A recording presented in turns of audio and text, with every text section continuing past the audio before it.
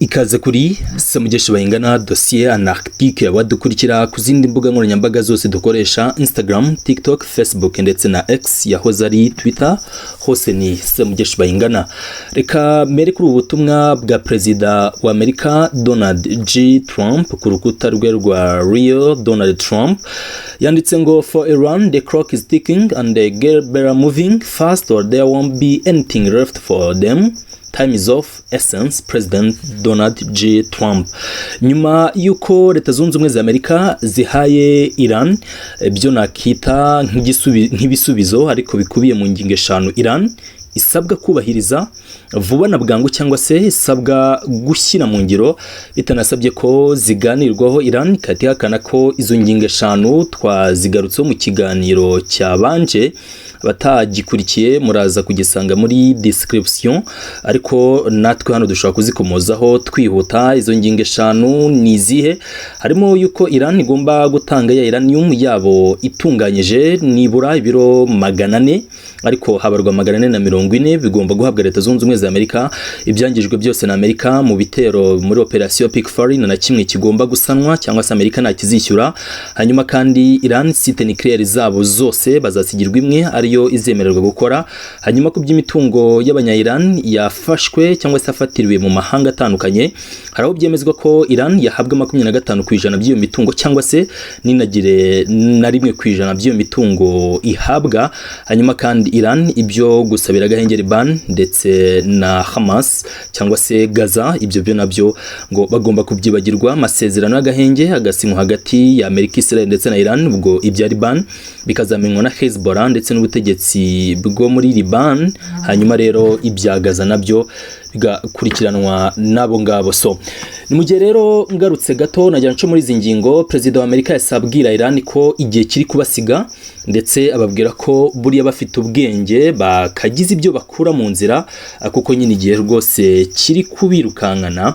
Hanyuma yongeraho amagambo akomeye ngo umunsi twagarutse na kimwe tuzabasigiraho, bivuze ko ibitero bishya bya Leta Zunze Ubumwe za Amerika ku gihugu cya Iran bishobora kuba ari ibitero bifite ingufu cyane ko tumaze iminsi tugaragaza imwe mu myiteguro n'ubundi iri kujya mbere cyangwa se iri gushyirwamo imbaraga n'iki gihugu, na cyane ko uyu munsi hari ikiganiro giteganyijwe kuri telefone. Ndaza kureba ko iyi nkuru nza kuyibona mbibagaragarize. Perezida wa Amerika Donald J. Trump ndetse na mugenzi we ngiki yego, hari ikiganiro giteganyijwe ku murongo wa telefone hagati ya Netanyahu ndetse na Donald J. Trump.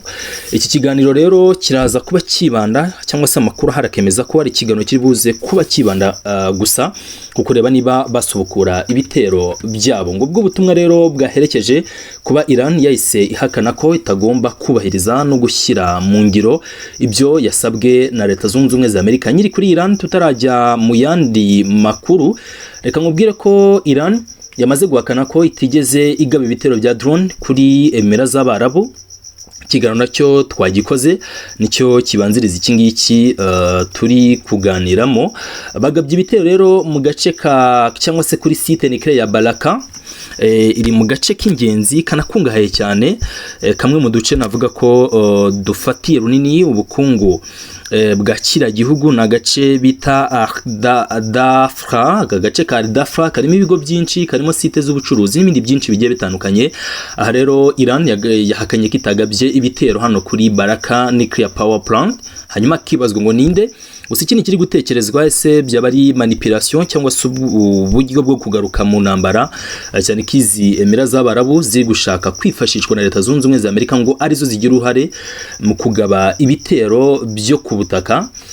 Leta Zunze Ubumwe za Amerika zifuza gufatamo ya uranium y'abanya-Iran itunganyije ku rugero ruri hejuru 60%, kuko mu bitero bivugwa ko round ya kabiri y'ibi bitero hari gutegurwamo nuko bashobora kugaba ibitero byo ku butaka, nabyo bizaba bifite ubukana nyine bwisumbuyeho.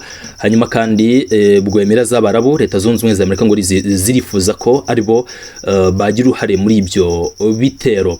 Hanyuma rero tuve mu burasirazuba bwo hagati, nizo quick updates zari zihari mu bikomeje kubera mu burasirazuba bwo hagati, ahubwo ngaruke gato ngane ku mugabane w'Uburayi, dukomoze gato ku by'intambara y'Uburusiya ndetse na Ukraine. Hanyuma rero uyu munsi Ukraine igira itya ifate cyangwa se yohereze niba ndi bubyita uruhumbirajana rw'amadrone, ariko ubu ni ukuvuga ngo ubwinshi bw'amadrone.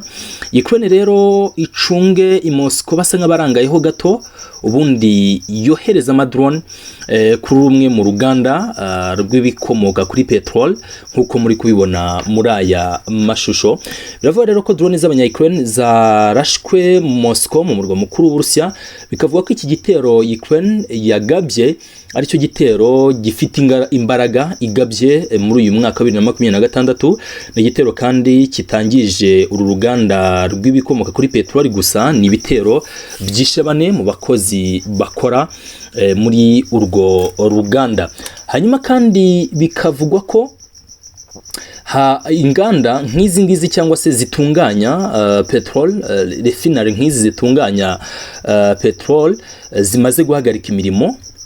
Hanyuma rero bikavugwa ko Uburusiya ubwabwo bitero bari kugabwaho n'igihugu cya Ukraine ngo bigeze aho cyangwa se biri ku rwego rw'uko nibura 40% by'ibyo Uburusiya bwohereza hanze bimaze kugirwaho ingaruka n'ibi bitero by'abanya-Ukraine rimwe na rimwe biza byibasiriza inganda zabo ziyungurura zikanatunganya petrol cyangwa se ububiko bwazo muri rusange. Ngibyo rero ibitero Ukraine yagabye mu gihugu cy'Uburusiya, ariko noneho hano hari isomo ngo Perezida Vladimir Putin yifuza guhereza abanya-Ukraine, kuko ngo ibi bitero byabo byafashwe nk'ibitero by'iterabwoba.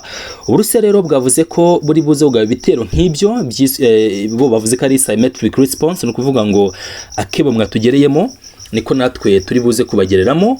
Hanyuma kandi ibi bitero Uburusiya bwabifashe nk'ahari ibitero by'iterabwoba byagabwe kuri ziriya nganda cyangwa se kuri uruganda rwabo rutunganya cyangwa se ruyungurura rukanongerera agaciro petrol.